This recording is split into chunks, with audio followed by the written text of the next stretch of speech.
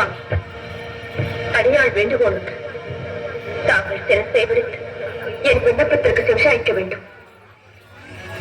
சாட்சாயினி, அனைத்து உணர்ந்தவள் நீ. ஆத்திரப்படும்படி ஏதும் கேட்க மாட்டா என்பது எமக்கு தெரியும். விஷயத்தை சொல். பிள்ளைகள் வளர்ந்து ஆளாகிவிட்டார். பெற்றோர்களுக்கு கட்டுப்பட்டவர்கள் தானே. ஆண் பிள்ளையாக இருந்தால் அந்திய காலம் வரை பெற்றோருக்கு கட்டுப்பட்டவர். பெண்ணாக பிறந்து விட்டார். பருவம் அடைத்த பிறகு மற்றொருவருக்கு மாறியிட்டு விட்டால் கணவனுக்கு தான் கட்டுப்பட்டவள்.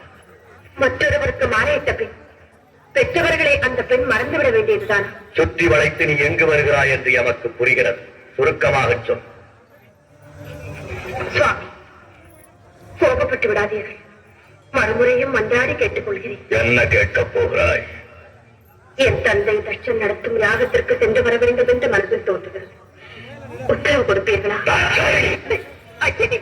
பிறந்த வீட்டிற்கும் புகுந்த இடத்திற்கும் விரோதம் ஏற்பட்ட பிறகு பெண்ணாக பிறந்தவள் இருப்பதை விட இறப்பதே மேல். தந்தையின் பாகம் என்னையும் இரு அளவுக்கு வந்துவிட்டது. தவறுதான், என்னை மன்னியுங்கள். சென்று வர உத்தரவிடுங்கள். விதி உன்னிடமும் விளையாடுகிறோம். சரி,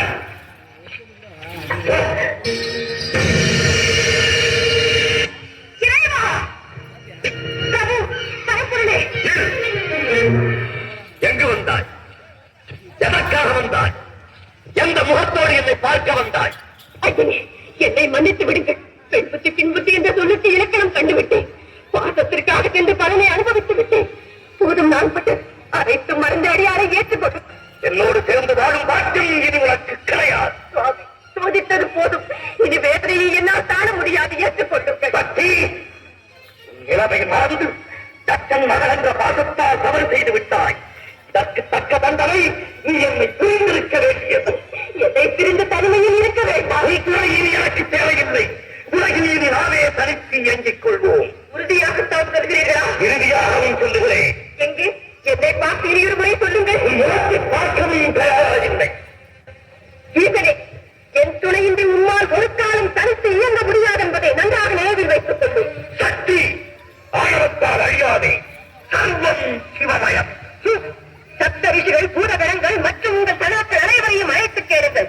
சக்தி இல்லையே சிவம் இல்லை என்று தக்க பதில் கூறுவார்கள். தகாத வார்த்தையை பேசாதே.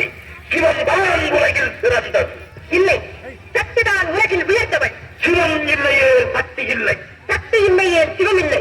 சிவம் தான் பெரிது, சக்திதான் பெரிது. ஆளுக்கு பெற்ற அடிமை. அந்த ஆணையும் பெற்றுத் தருவது பெண்மை. நீ இன்றி நான் உண்டு. நான் இன்று நீர் இல்லை.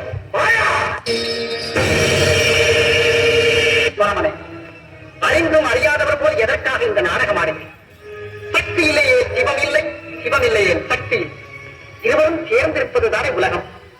சினம் தணிந்து சிவசக்தி சமேதராய் காட்சியல்.